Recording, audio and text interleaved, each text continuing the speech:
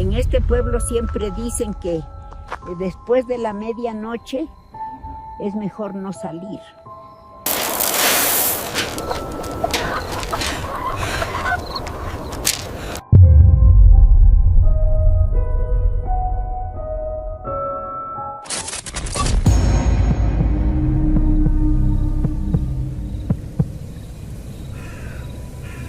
Me llamo Salvador, pero todos me dicen Chava.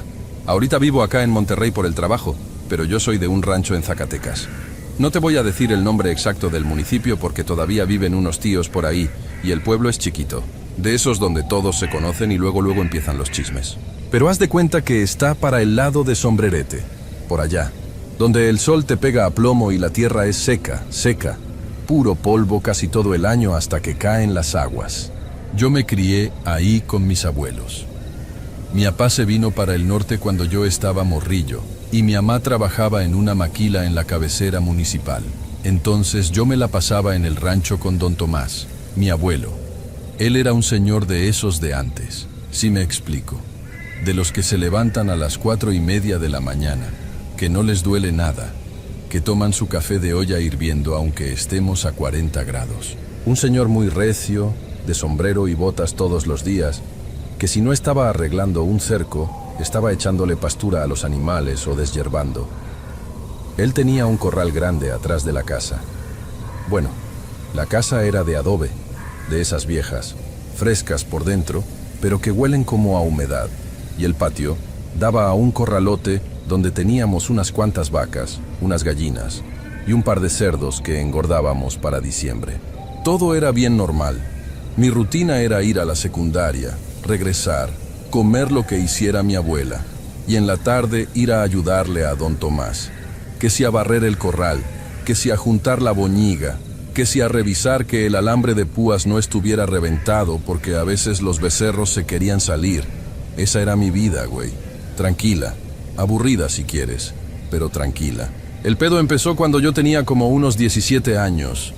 Mi abuelo, de la nada, así te lo digo, de la maldita nada, se empezó a apagar. Y no te estoy diciendo que se enfermó de una gripa. Fue como si lo hubieran desenchufado. Él siempre fue bien tragón. Le encantaba el asado de boda, los frijoles charros, comía bien y de repente dejó de comer. Decía que todo le sabía a tierra. Así decía, esta madre sabe a tierra. Le daban agua y decía que estaba amarga. En cuestión de un mes, mi abuelo bajó como 15 kilos. Se le chuparon los cachetes, los ojos se le sumieron. Mi mamá y mis tíos lo llevaron al seguro.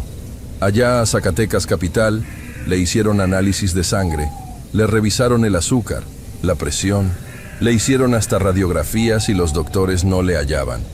Es la edad, decían. ¿Pero cuál edad, güey? Si un mes antes el señor andaba cargando pacas de alfalfa como si nada. Empezó a quedarse en la cama. Él, que odiaba estar acostado de día. Se quejaba de que le dolía la espalda, pero un dolor raro. Decía que sentía como si trajera avispas picándole adentro de los pulmones. Se retorcía en la noche. Yo lo escuchaba quejarse desde mi cuarto. Era un quejido feo, seco. Y pues nada, que en menos de 3 meses mi abuelo falleció. Fue un golpe bien duro para todos porque nadie entendió de qué se murió. En el acta de defunción le pusieron paro cardiorrespiratorio, que es lo que le ponen a todos cuando no saben qué chingados pasó, con perdón de la palabra. Lo velamos ahí en la casa. Todo el pueblo fue. Ya sabes cómo son los velorios en los ranchos. Se mata un puerco, se hace pozole, se da café con piquete para los señores que se quedan en la madrugada. Se le rezó su novenario, todo como debe ser. Pero bueno, la vida sigue. Mi abuela se fue a vivir un tiempo con una tía a la ciudad porque no aguantaba la tristeza de ver la casa sola, y mi mamá me dijo que yo me hiciera cargo de los animales mientras veíamos si vendíamos todo o qué. Entonces yo me quedé prácticamente solo en la casa a cargo del jale. Ahí es donde empieza lo raro. Como al mes de que falleció mi abuelo, empezó la temporada de lluvias. Allá llueve fuerte, de esas tormentas que te inundan el patio en 20 minutos. El corral se hizo un lodazal. El muro de atrás del corral era de piedra acomodada, sin cemento, pura piedra apilada, y con tanta lluvia, una parte se deslavó y se vino abajo. Yo dije, híjole, si no arreglo esto, las vacas se van a salir para el monte. Le hablé a un primo mío, el Chuy, para que me tirara a esquina. El fin de semana nos pusimos a limpiar esa parte de atrás del corral para volver a levantar la barda. Ese rincón siempre fue un mugrero. Mi abuelo, como muchos señores de campo, no tiraba nada. Ahí tenía arrumbados fierros viejos, rines de camioneta oxidados, alambre podrido, costales duros por el sol, un chingo de maleza. Empezamos a quitar todo eso con machete y pala para nivelar el suelo. Estábamos dándole con el talache, porque la tierra abajo del lodo es dura, es como tepetate. Yo le estaba dando golpes al piso para aflojar la tierra y enterrar un polín de madera para sostener la piedra. En uno de esos golpes, el talache se atoró. Sonó un ruido sordo, no como cuando le pegas a una piedra. Chuy me dijo, aguanta a ver si no rompiste un tubo. Pero ahí no pasaba agua ni madres. Me agaché y escarbé con las manos. Era un bulto.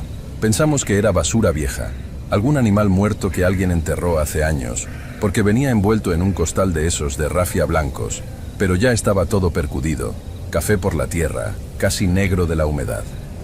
Estaba enterrado profundo, o sea, no fue que alguien lo aventó nomás. Alguien escarbó un buen hoyo para meter eso ahí. Lo jalamos entre los dos. Pesaba, pero no tanto. Olía, no te sé explicar el olor. No olía a animal muerto exactamente. Olía a humedad, a óxido, a cuarto viejo y a algo dulzón, como a hierbas podridas. Un olor que te mareaba y te daba asco. Chuy sacó su navaja. A ver qué chingados es, dijo, y rasgó el costal. Te juro por la memoria de mi abuelo que lo que vi ahí no se me va a olvidar nunca. Adentro no había basura normal. Lo primero que salió a la vista fueron un montón de plumas. Pero no plumas sueltas. Eran como manojos de plumas negras, como de cuervo o de gallo negro, amarradas con un hilito rojo. Estaban húmedas. Luego había huesos. Huesos chiquitos, como patas de gallina, a lo mejor de algún perro o gato, no sé. Pero estaban todos manchados de algo oscuro, como sangre seca. Yo me quedé callado viéndolo. Chuy se hizo para atrás y me dijo, güey, no mames, no toques eso. Pero yo ya estaba ahí. Con un palo empecé a mover las cosas dentro del costal. Había unas fotografías. Estaban hechas pedazos y medio podridas por la humedad de la tierra, pero se alcanzaban a ver. Eran fotos de nosotros. Había una foto de la boda de mis papás, una mía de cuando hice la primera comunión, y varias fotos de mi abuelo, de esas que le tomaban en las fiestas del pueblo. Pero lo cabrón, lo que me puso los pelos de punta, es que a todas las fotos les habían quemado la cara. O sea, las orillas estaban bien, pero justo donde estaban nuestras caras, estaban quemadas con un cigarro o un cerillo. Mi corazón empezó a latir a 1000 por hora. Yo sentía las manos frías. Metí el palo más al fondo del costal y saqué otra cosa. Era un trapo, una tela hecha bola, toda enlodada. La desdoblé con el mismo palo. Era una camisa a cuadros, de franela verde con negro. Me quedé helado. Esa camisa yo la conocía. Era la camisa favorita de mi abuelo Tomás, la que se ponía siempre en diciembre cuando bajaba el frío. Yo me acordaba que mi abuela la anduvo buscando antes de llevarlo al hospital para ponérsela, y nunca la encontró. Pensamos que la había perdido en el monte o algo, pero la camisa no estaba normal. Estaba toda amarrada con nudos, como si la hubieran retorcido a propósito, y estaba llena, pero atascada, de alfileres. Te lo juro, alfileres de esos de cabeza de bolita. Tenía decenas clavados en la parte del pecho y en la espalda, exactamente donde mi abuelo decía que sentía que le picaban avispas. En ese momento llegó Doña Meche. Doña Meche era la vecina de atrás, una señora ya grande que siempre andaba curando de espanto a los chiquillos y que sabía mucho de hierbas. A veces pasaba a pedirle agua a mi abuelo. Ella venía caminando por su lado del cerco y nos vio ahí, parados como pendejos viendo el costal. ¿Qué hallaron, muchachos?, nos gritó desde allá. No le contestamos. Ella se acercó a la cerca de alambre, se asomó, vio el hoyo, vio las plumas, la camisa, y la señora se puso pálida, pero pálida a nivel papel. Se santiguó rápido, 3 veces. ¡No lo toquen con la mano!, nos gritó bien alterada. ¡Por la Virgen Santísima, no lo vayan a agarrar! Ella dio la vuelta rápido por la callecita y entró a nuestro corral. Traía una botella de alcohol y unos cerillos que siempre cargaba en su mandil. Se paró a 1 metro del costal y nomás movía la cabeza, negando. «Muchachos», nos dijo, bajando la voz, como si alguien nos estuviera escuchando. «Eso es trabajo, y es un trabajo negro, del pesado. Alguien quería enfermar a don Tomás, y lo logró». Yo no quería creerle. Yo quería pensar que era una coincidencia, una locura de alguien, pero... Güey, mi abuelo se murió quejándose de dolores en el pecho y la espalda, igualito que donde estaban los alfileres. Se secó igual que como se estaba pudriendo esa camisa bajo la tierra. «¿Quién haría algo así, doña Meche?», le pregunté, y me temblaba la voz. Ella nomás dijo: «La envidia es muy cabrona, mijo. Tu abuelo era hombre de bien, tenía sus animalitos, no le debía a nadie. Hay gente que no soporta ver que a otros les vaya bien aunque sea con poquito. Quemen eso. Quemen esa porquería ahorita mismo. Échenle alcohol y no respiren el humo». Hicimos lo que dijo. Le vaciamos la botella de alcohol encima a todo el bulto y le prendimos fuego. Tardó en arder por la humedad, pero al final prendió. El humo que salía era negro, bien espeso, y olía asqueroso, como a pelo quemado y a plástico, un olor que se te metía en la nariz y te daba ganas de vomitar. Enterramos las cenizas bien profundo. Le echamos cal viva que teníamos ahí para los animales y terminamos de levantar la barda en silencio. Chuy se fue temprano ese día. Me dijo que le dolía mucho la cabeza, y ya ni se despidió bien. Yo pensé que ahí acababa el asunto.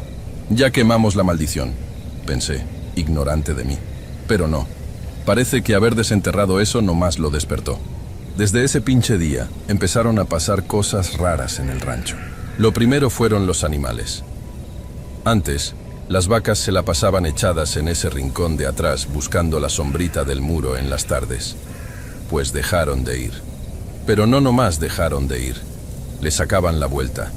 Si yo les echaba pastura cerca de esa zona, no tragaban.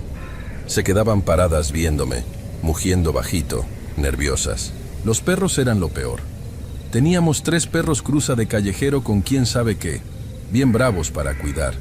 En las noches, a eso de las 2 o 3 de la mañana, se ponían a aullar. Pero no le aullaban a la luna ni a los coyotes. Se paraban a unos 3 metros de donde habíamos desenterrado el costal, con los pelos del lomo parados, gruñendo, tirando mordidas al aire. Yo me asomaba por la ventana con la lámpara sorda y no había nada, nada de nada. Pero los perros no se calmaban hasta que ya iba a amanecer. Uno de los perros, el más viejo, amaneció muerto a los 3 días. Sin heridas, sin espuma en la boca. No más tieso. Luego empezó el silencio. En los ranchos nunca hay silencio total. Siempre se escuchan grillos, chicharras, el viento en las hojas del mezquite, los becerros. Pero en esa parte del corral, a veces, se hacía un silencio que te zumbaban los oídos. Tú ibas caminando por el patio, todo normal, y cuando te acercabas a ese rincón, de repente dejabas de escuchar los grillos. El aire se sentía pesado, como cuando va a llover y hace mucho bochorno, pero frío. Yo sentía que alguien me estaba viendo por la espalda. Sentía la mirada clavada en la nuca. Me volteaba rápido y, te lo juro, por 1 milisegundo veía sombras moverse por el rabillo del ojo. Sombras negras, rápidas, que se escondían detrás del comedero de los cerdos. Yo le marqué a mi mamá, llorando. Le conté lo que encontramos y lo que estaba pasando. Mi mamá no es de asustarse, pero se vino al rancho al día siguiente. Trajo a un señor de otro municipio que según limpiaba casas. El señor echó agua bendita, quemó copal, hizo unos rezos raros que yo no entendí. Cobró caro y se fue. Según él ya estaba limpio. Pero a la semana, amanecieron 2 de nuestros marranos muertos, iguales que el perro, sin golpes, sin sangre. Mi mamá dijo, a la chingada con esto. Vendimos a los animales que quedaban a mitad de precio. Malbaratamos todo. Cerramos la casa con candado y nos fuimos. Yo me vine acá a Monterrey a buscar trabajo y no he vuelto a pisar ese rancho en 10 años. La casa ahí sigue, pudriéndose. Mis tíos que viven en el pueblo dicen que la gente no pasa de noche por esa calle porque dicen que se escuchan lamentos y que desde el portón se ve una sombra alta, como la de un señor con sombrero, parada justo en la esquina del corral. Yo no sé si mi abuelo no puede descansar, o si la cosa que lo mató sigue ahí, atorada en esa tierra. Nunca supimos quién fue el que enterró ese costal. Yo sigo haciendo mi vida, trabajo, manejo, llego a mi casa. Pero a veces, compa, a veces cuando me estoy quedando dormido, siento un piquete en la espalda, como si fuera un alfiler, y se me viene a la mente el olor a tierra mojada y a hierba podrida. No sé qué más decirte. Esa es mi historia. Gracias por leerla y un saludo a todos los suscriptores. A veces uno no cree en esas cosas, hasta que le toca desenterrarlas con sus propias manos.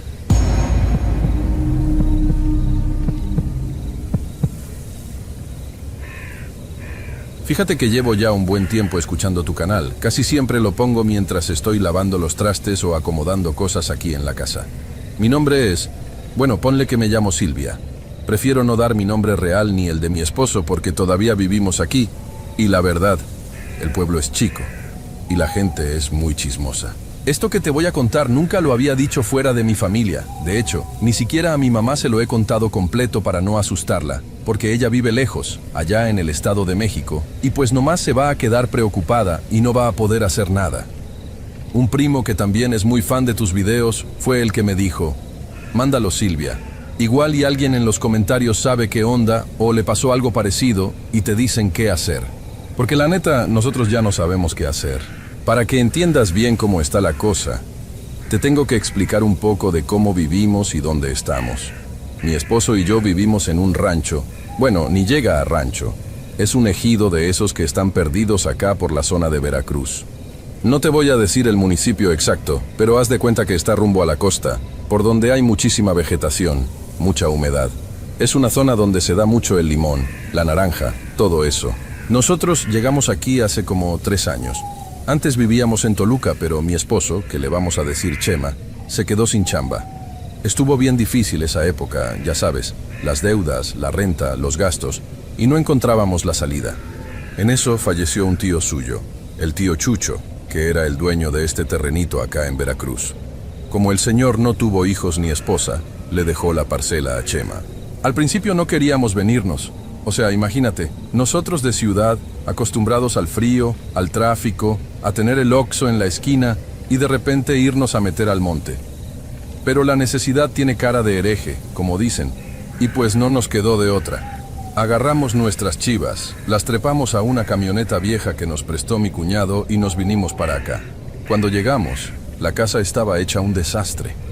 Es una casa de esas de material, bloques grises sin repellar. Techo de lámina. El terreno es grande, eso sí, tiene varios árboles frutales, pero estaba todo enmontado. La hierba nos llegaba a la cintura. Los primeros meses fueron de pura chinga, perdón por la palabra, pero es la verdad. Desde las 5 de la mañana a darle con el machete, a limpiar, a quemar basura. Chema se metió de lleno a reactivar lo de los limones y yo me dediqué a arreglar la casa para que fuera habitable. No tenemos vecinos pegados. Para que te des una idea, la casa más cercana está como a unos 2 kilómetros por un camino de terracería que cuando llueve se pone horrible, puro lodo que te atasca hasta las rodillas. Nuestro vecino más cercano es un señor ya mayor que se llama Don Goyo, pero él casi ni sale de su terreno. A veces lo vemos pasar en su caballo y nomás nos levanta el sombrero de lejos, casi no es de platicar. Nuestra rutina siempre es la misma. Como te digo, aquí la vida empieza temprano. A las 5:30 yo ya estoy levantada, prendiendo la estufa. Usamos de gas, pero a veces, cuando se nos acaba y no podemos ir al pueblo a rellenar el tanque, prendo leña en un fogón que armó Chema allá afuera. Hago el café, frío unos huevitos, le preparo el lonche a mi esposo y él se va a la huerta. Yo me quedo limpiando, barriendo la tierra que parece que nunca se acaba. Porque como el patio no está pavimentado, el polvo se mete por debajo de la puerta todo el tiempo. En la tarde, cuando baja el sol, nos sentamos un rato en el corredor a tomar aire porque el calor está cañón, un calor húmedo que te hace sudar aunque no estés haciendo nada. Tenemos 3 perros. O bueno, teníamos 3, ahorita vas a ver por qué. Estaba el Güero, un perro de esos cruzados de labrador pero más chaparro. La Manchas, que es una perrita callejera que se nos pegó cuando fuimos a comprar despensa y nos dio lástima. Y el Coronel, que era el más viejo, un perro negro, grandote, que ya estaba aquí cuando llegamos, era del tío de Chema. Los perros son nuestra única compañía y también nuestro sistema de alarma. Aquí en el monte, si un perro ladra en la noche, es porque o anda un tlacuache rondando, o un armadillo, o a veces víboras. Los perros de rancho no ladran a lo menso, o sea, si hacen ruido es porque hay algo. Y te explico todo esto para que veas que somos gente normal, de trabajo. Nosotros no andamos metidos en cosas raras, ni brujería, ni cultos, ni nada de esas cosas que luego cuenta la gente de por acá. Porque eso sí, acá en los pueblos de Veracruz, la gente es muy creyente de esas ondas. Cuando íbamos al mercado del pueblo a surtirnos, las señoras luego nos decían: tengan cuidado allá en el terreno de Don Chucho, fíjense bien que pisan, no vayan a andar levantando cosas. Chema se reía. Él es muy escéptico. Siempre me decía: ay, Silvia, son puros cuentos de la gente de antes. Lo que pasa es que no quieren que uno progrese. Y yo, pues, le daba la razón. Nunca habíamos visto nada raro. Si acaso, a veces en las noches, el silencio del monte es tan pesado que te zumban los oídos. Y está oscuro, pero oscuro de verdad. Aquí no hay alumbrado público, no hay luces de coches. Si apagas el foco del corredor, no te ves ni las manos. Solo escuchas los grillos, las chicharras y el viento pegando en las láminas. Todo empezó como a mediados de octubre del año pasado. Recuerdo bien la fecha porque estábamos a punto de empezar a cortar la mandarina. Fue una semana muy rara. El clima estaba loco. Ya ves que te digo que aquí hace mucho calor, pues de repente empezó a hacer un frío que calaba. Pero no un frío de invierno, sino como una humedad helada que se te metía en los huesos. El cielo estaba siempre nublado, de un color gris así muy sucio. Y no llovía, nomás estaba bochornoso pero frío. No sé cómo explicarlo. Los perros empezaron a portarse raro. El coronel, el perro viejo que te digo, dejó de comer. Se la pasaba echado debajo de la camioneta de Chema y no quería salir ni para tomar agua. La Manchas y el Güero andaban muy nerviosos. De repente se paraban en medio del patio, viendo hacia el camino de terracería, y se les erizaba el pelo del lomo. Pero no ladraban, gruñían bajito. Chema salió varias veces con la linterna y el machete a ver si andaba algún animalón por ahí, un coyote o algo, pero nada. Alumbraba hacia los árboles y no se veían ni los ojos de ningún bicho. Yo le decía: oye Chema, estos perros traen algo, igual y comieron algo echado a perder. Pero no, estaban bien. Solo estaban como asustados. Una mañana, era martes me parece, Chema se había levantado un poco más tarde porque la noche anterior nos habíamos quedado despiertos cuadrando unas cuentas de la huerta. Yo me levanté primero, como a las 6. Todavía estaba medio oscuro, apenas empezaba a clarear el cielo. Me puse mis chanclas, me amarré el pelo y me fui a la cocina para poner el agua para el café. Todo normal, te lo juro. Abrí la ventana de la cocina para que entrara aire fresco. En eso, escuché que la Mancha se estaba chillando. Pero no era un ladrido, era un llorido así como lastimero, como cuando le pisas la pata a un perro sin querer. Salí de la cocina y fui hacia la puerta principal. Nuestra puerta es de madera, ya está algo vieja y rechina mucho cuando la abres. Le quité la tranca de metal que le ponemos en la noche por seguridad, giré la perilla y jalé la puerta. Te juro por Dios que el olor me pegó antes de que viera nada. Era un olor, no sé cómo describírtelo sin que me den arcadas de acordarme. Olía como a carne echada a perder, pero también olía a algo quemado, como a pelo quemado y a cera, a parafina de esa barata que venden en los mercados. Un olor dulce y podrido al mismo tiempo. Me eché para atrás por instinto y me tapé la nariz con la manga del suéter. Bajé la vista. Ahí, exactamente en el centro de nuestro tapete de la entrada, había una gallina negra. Estaba muerta. Pero no era nomás que un animal se hubiera muerto ahí de casualidad. Estaba acomodada. La gallina era completamente negra. No tenía ni una pluma de otro color. Estaba echada sobre su panza, con las alas extendidas hacia los lados, como si la hubieran aplastado. Y el cuello lo tenía torcido hacia atrás, de una forma antinatural. O sea, la cabeza le daba la vuelta completa y el pico apuntaba hacia la puerta de la casa, hacia mí. Los ojos del animal estaban abiertos, ya nublados, como blancuzcos. Alrededor de la gallina había un círculo perfecto. Era de sal de grano grueso, de esa que se usa para curar la carne. Pero la sal estaba mezclada con algo oscuro, como tierra de panteón o polvo de carbón, no sé. Y encima de la sal había 4 velas derretidas. Ya estaban apagadas, pero la cera se había escurrido por todo el cemento del pequeño porchecito que tenemos. 2 velas eran negras y 2 eran rojas. Y amarrado al cuello torcido de la gallina, ahogándola aunque ya estuviera muerta, había un listón rojo brillante, nuevecito, de esos que venden en la mercería. Estaba anudado con 3 nudos muy apretados. Me quedé congelada. No podía ni gritar. Sientes que se te baja la sangre a los pies y que el estómago se te hace un nudo. Yo no soy miedosa con los animales muertos.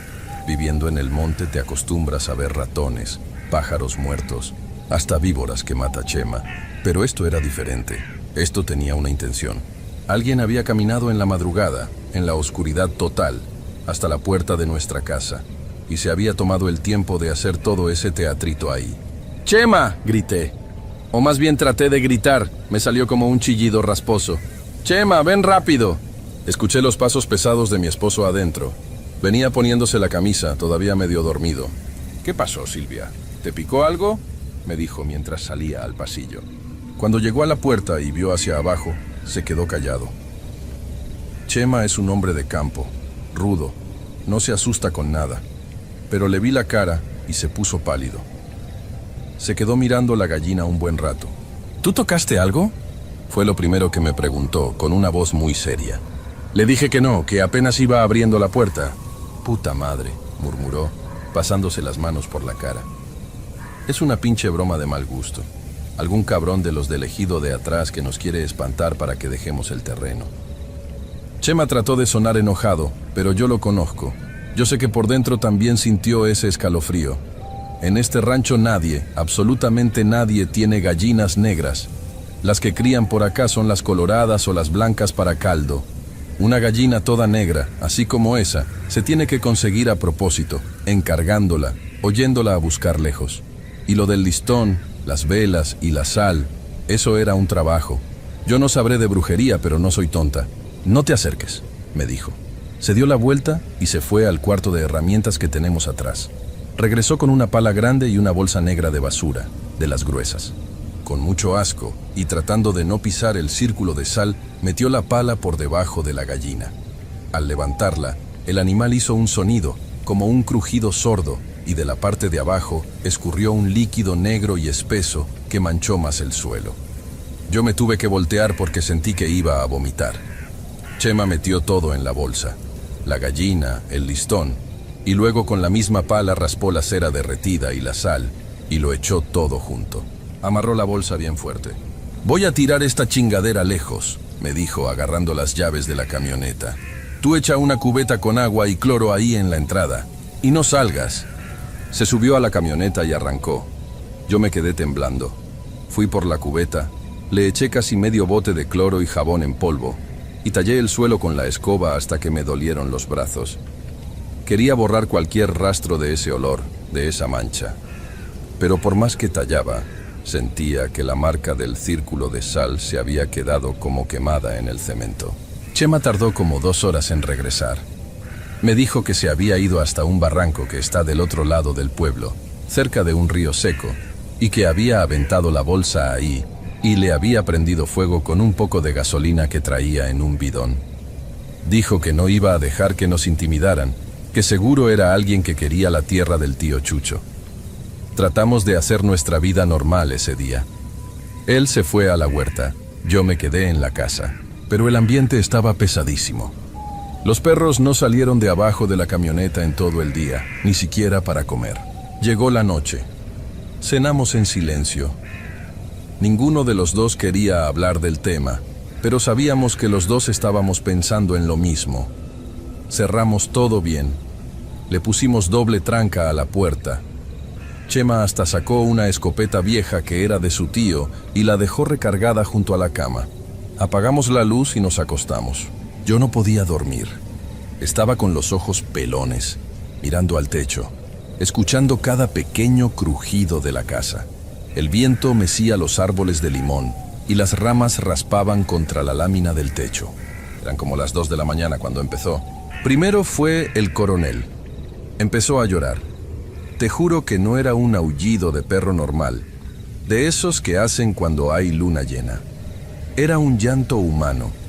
Sonaba como si alguien estuviera sollozando de dolor, con hipo. Luego se le unió la Manchas, y luego el Güero. Los 3 perros estaban llorando al unísono, aullando bajito hacia la casa. No hacia el monte, no hacia el camino. Estaban ladrándole o llorándole a la casa. Chema se sentó en la cama de golpe. Agarró la escopeta y la linterna. «Quédate aquí», me susurró. Salió del cuarto despacito. Yo me quedé hecha bolita en la cama, rezando todos los padres nuestros que me sabía. Escuché que Chema llegó a la sala y se quedó parado ahí. Pasaron como 5 minutos que se sintieron como horas. Los perros seguían llorando, un sonido que te enchinaba la piel. De verdad, me daban ganas de taparme los oídos hasta que me dolieran. De repente escuché algo que me heló la sangre por completo. Afuera de la ventana de nuestro cuarto, la ventana que da justo a donde yo duermo, se escucharon unos pasos. Nuestro patio es de tierra suelta y hay muchas hojas secas de los árboles que caen. Cualquiera que camine por ahí hace ruido, pero estos pasos eran diferentes. Eran lentos, muy lentos y pesados. Crunch, shh, crunch, shh. Como si alguien trajera unas botas de esas de casquillo, pero le pesaran tanto que las tuviera que arrastrar por la tierra para dar el siguiente paso. Yo me tapé la boca con las 2 manos para no gritar. Los pasos se detuvieron justo debajo de mi ventana. Solo nos separaba la pared de bloques y el vidrio viejo. El llanto de los perros de repente se cortó de tajo. Los 3 se callaron al mismo tiempo, y se hizo un silencio absoluto, mortal. Ni los grillos sonaban. Estuve a punto de desmayarme del miedo cuando escuché que algo raspaba la pared exterior. No era una mano. Sonaba duro, como si estuvieran pasando una piedra o un palo por los ladrillos rasposos. Ras, ras, ras, subiendo hacia la ventana. En eso, Chema regresó al cuarto corriendo y prendió la luz. El ruido afuera paró inmediatamente. Chema estaba sudando a mares. Tenía los ojos desorbitados. Me vio y me dijo con la voz temblorosa: «No hay nadie afuera». Alumbré por las rendijas de la puerta. Los perros están echados viendo hacia la casa, pero no hay nadie. Le dije casi llorando: «Alguien estaba en la ventana, Chema. Alguien estaba aquí ahorita mismo». Salió al patio con la escopeta, a pesar de que le rogué que no lo hiciera. Yo me asomé por la ventana. Chema alumbró todo el patio, el camino, debajo de los árboles. No había nada. Pero en la tierra seca, justo debajo de mi ventana, había unas marcas raras. No eran huellas de zapatos, eran como surcos, como si alguien hubiera arrastrado algo pesado, algo que no tenía pies, por toda la tierra. Esa noche no dormimos nada. Nos quedamos sentados en la cama, con la luz prendida, esperando que amaneciera. De eso ya tiene meses. Y no te escribo porque ya se haya acabado, te escribo porque esto no se detiene. A los 3 días de lo de la gallina, amaneció muerto el coronel. No tenía heridas, no estaba envenenado, porque Chema lo revisó.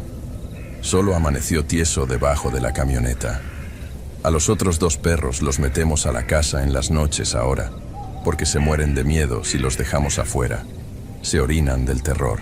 Chema y yo casi no hablamos de eso. Él sigue yendo a la huerta, pero trata de regresar antes de que oscurezca. Yo ya no salgo al patio después de las 6 de la tarde. Fui con una señora del pueblo que dicen que sabe de limpias. Me dio unas hierbas y un agua preparada para trapear y lo hice, pero parece que fue peor. Porque desde esa madrugada, sin falta, todas las noches alrededor de las 2 o 3 de la mañana, empiezo a escuchar los pasos. A veces no están cerca de la ventana. A veces los escucho allá a lo lejos, por donde están los limones. Crunch, shh, crunch, shh. Pero otras noches, como anoche, los pasos llegan hasta la puerta de la entrada y se paran ahí. Y escucho un golpecito seco en la madera. Uno solo. Como si algo o alguien estuviera avisando que ahí está. Chema dice que nos vamos a ir en cuanto terminemos de cosechar, que va a malvender el terreno o a rentarlo. Pero la verdad, yo no sé si aguantemos hasta entonces. Estoy muy cansada. Tengo unas ojeras horribles y se me está cayendo el pelo del estrés. Siento que cada vez que abro la puerta en las mañanas, me voy a volver a encontrar algo ahí. Perdón si me extendí mucho, pero quería sacar todo esto. Si alguien que escuche esto sabe de alguna protección fuerte, o qué significa lo de la gallina con sal y las velas y el listón, de verdad les pido de corazón que lo dejen en los comentarios. Yo los voy a estar leyendo. Gracias por leerme, ojalá y pronto pueda mandarles una actualización diciendo que ya nos fuimos de aquí. Cuídense mucho.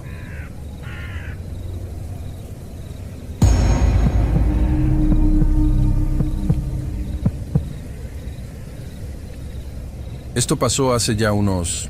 ¿qué serán? Unos 12 o 13 años. Yo tendría unos 22. En ese tiempo yo andaba medio perdido en la vida, la verdad. Había dejado la carrera allá en la capital, en Puebla, porque nomás no daba una, y mis papás estaban bien enojados conmigo. Para no estar de ocioso en la casa y evitar broncas, me mandaron un tiempo con el hermano de mi mamá, mi tío Lalo. Mi tío vive en un pueblito que está rumbo a Tochimilco, acá por las faldas del volcán. Es un lugar chiquito, de esos donde todavía hay muchas calles de terracería, las casas tienen patios grandísimos con gallinas, y la gente se conoce de toda la vida. Mi tío Lalo y mi tía Tere son gente de campo, de trabajo pesado. Toda su vida se han dedicado a sembrar, más que nada maíz, frijol, a veces calabaza.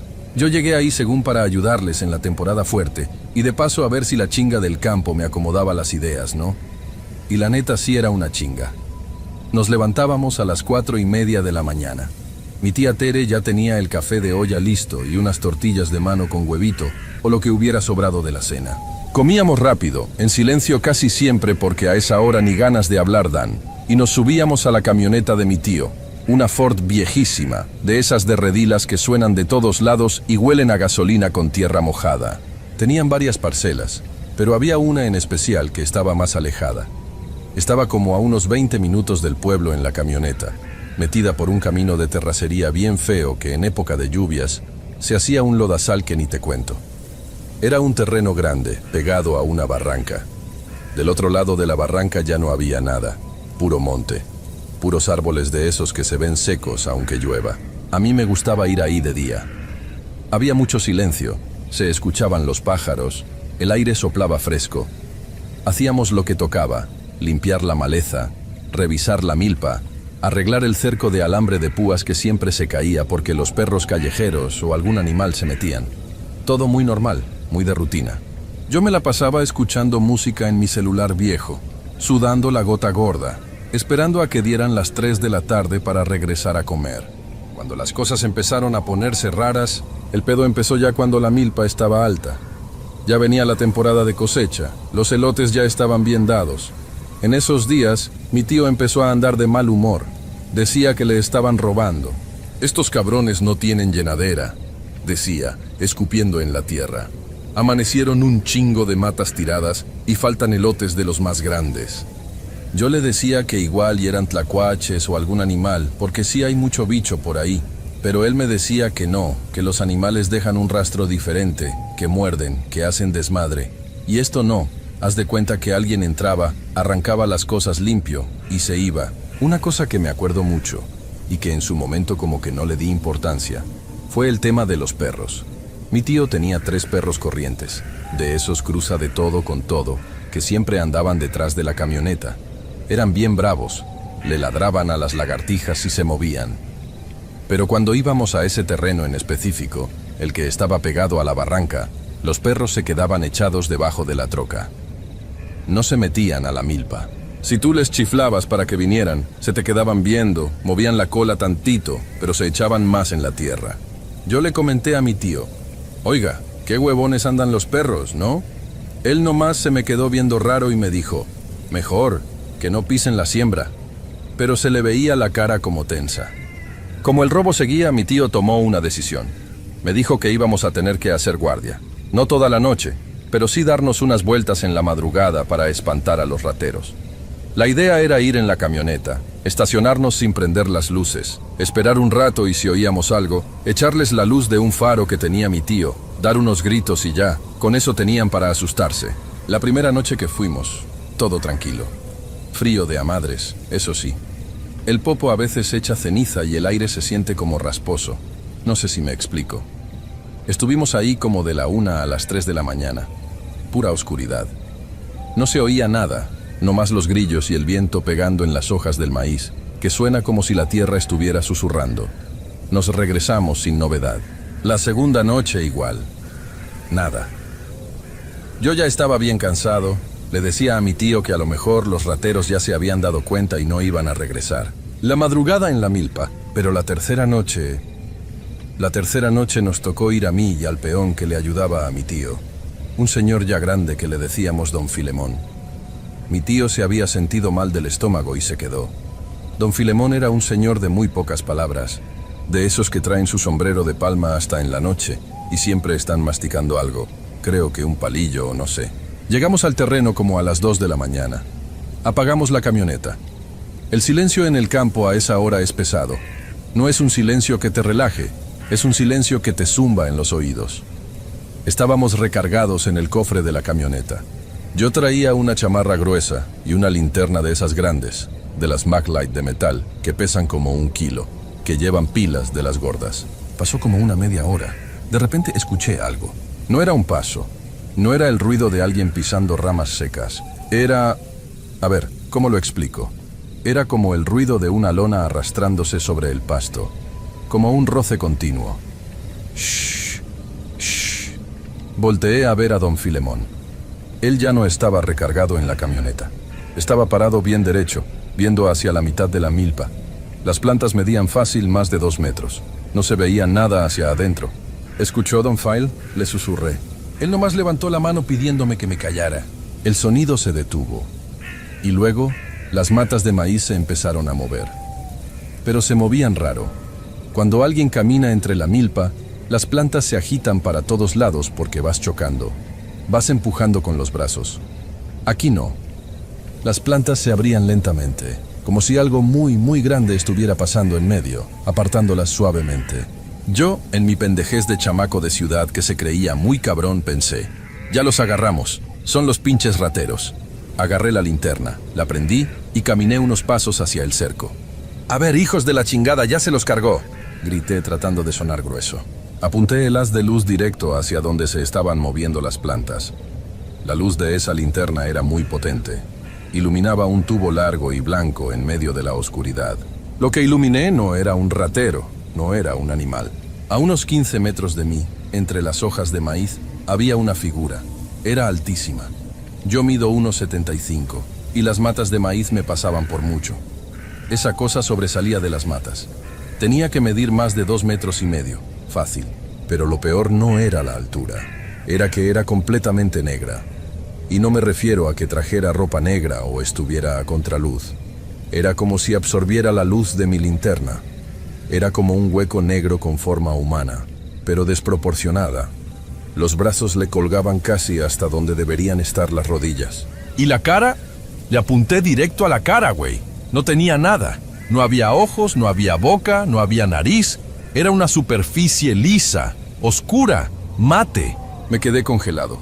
Sentí que el estómago se me iba a los pies. Las piernas me empezaron a temblar tan fuerte que sentí que me iba a caer ahí mismo. Traté de gritar otra vez, pero no me salió la voz. Nomás hice como un ruido ahogado en la garganta. La cosa esa no se asustó con la luz. Se quedó quieta un segundo. Y luego se empezó a mover hacia mí, pero no caminaba. Te lo juro por la vida de mi madre, esa cosa no daba pasos, no subía ni bajaba. Se deslizaba, como si estuviera sobre patines, pero flotando a ras de tierra. El sonido ese regresó. Shh, shh, mientras las matas de maíz se iban abriendo. Solté la linterna, cayó al suelo y se apagó. El pánico que sentí no era normal. Era un terror que te apaga el cerebro, que te hace sentir como un animal acorralado. Me di la vuelta, tropezándome con mis propias botas, y corrí hacia la camioneta. Don Filemón ya estaba arriba, del lado del piloto. Ya había prendido la troca. «¡Súbete, muchacho! ¡Súbete ya!», me gritó, y fue la primera vez que le escuché la voz alterada. Me aventé por la puerta del copiloto. Ni siquiera la cerré bien cuando el viejo aceleró a fondo, patinando las llantas en la tierra suelta. Yo iba hecho un ovillo en el asiento, temblando, sin querer mirar por el espejo retrovisor. El trayecto de regreso se me hizo eterno. Ninguno de los dos habló en todo el camino. Yo nomás escuchaba mi propia respiración y el motor viejo de la camioneta pidiendo esquina. El regreso y la verdad, llegamos a la casa de mi tío. Era como las 3:30. Entramos rápido. Mi tío estaba en la cocina tomando un té de manzanilla. Nos vio entrar blancos, sudando frío, llenos de polvo. Don Filemón se quitó el sombrero, se sentó en una silla de madera y se quedó mirando la mesa. Yo me solté llorando, de la pura pinche impresión. Empecé a balbucear, tratando de explicarle a mi tío lo que había visto. Le dije del hombre alto, de lo negro que era, de que no tenía cara, de cómo flotaba.